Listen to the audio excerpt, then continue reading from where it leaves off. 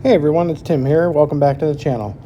Got another Ultimate 9-ball run out for you. I have gotten quite a few comments on my other ones, so I plan on doing quite a few of these in the future. I'm just going to break the balls, sticker them up, and shoot each shot multiple different ways to see if we can't find the best possible cue path to get to the next ball. And here we go. Initially, I thought it would just come off the side rail with some low right, but I ended up bumping the 7, and that didn't leave me a good shot.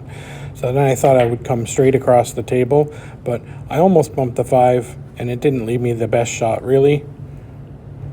So the best shot is just to come from this angle here and follow the ball. The natural angle comes 2 rails around the 3 for a perfect shot on the 2. I shot this shot a few times, and the result was very, very similar every time. So it is a much more consistent shot.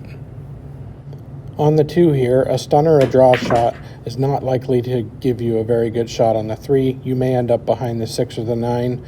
So just a follow shot will actually bring the cue ball straight back up the table for a really nice shot on the 3.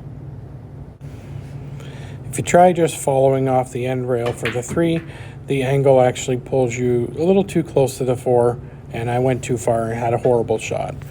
So I used a bit of right spin to try and go around the 5 ball, but doing this left me also not a good shot whatsoever.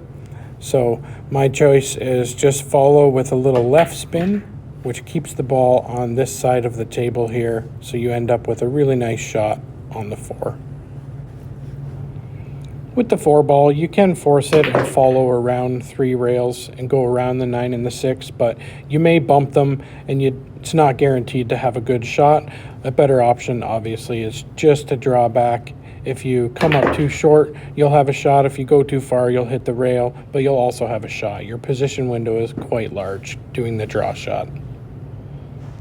And you can try and draw off the 5 to get a little closer to the 6, but as you can see, I ended up with not a very good angle, so I choose just to play a stop shot and take a little bit of a longer shot on the 6, but it's a much easier shot.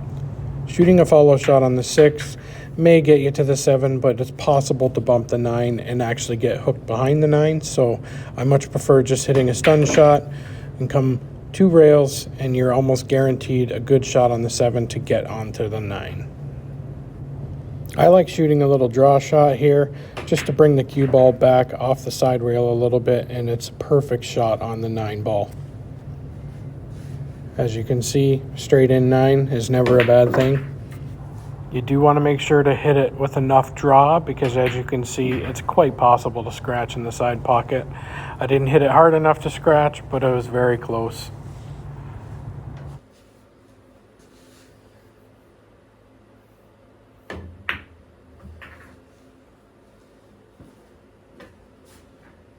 Coming back to the 6, you can actually draw off the 6 and bump the 9. Bumping the 9 moves it closer to the corner pocket and holds the cue ball for a nice shot on the 7. And you can shoot a draw shot off the 7 to bring the cue ball down closer to the 9. I actually drew that more than I was expecting and ended up having to cut the 9 in, but it's still a makeable shot since it's so close to the corner pocket.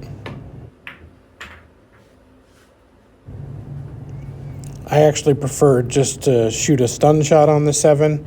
It does leave the cue ball down at the other end of the table, so it makes the shot on the 9 longer, but as I said, it's right over the pocket, so it is quite easy to make that shot from just about anywhere. And as you can see, if you just hit it a little softer, then you can hold the cue ball right near the center table for a beautiful shot on the 9. Well, that's going to do it for me, guys. I really appreciate you guys watching. Please subscribe if you haven't already, and leave me some comments if you think of anything you would have done differently, okay? Happy cueing. Take care, everyone.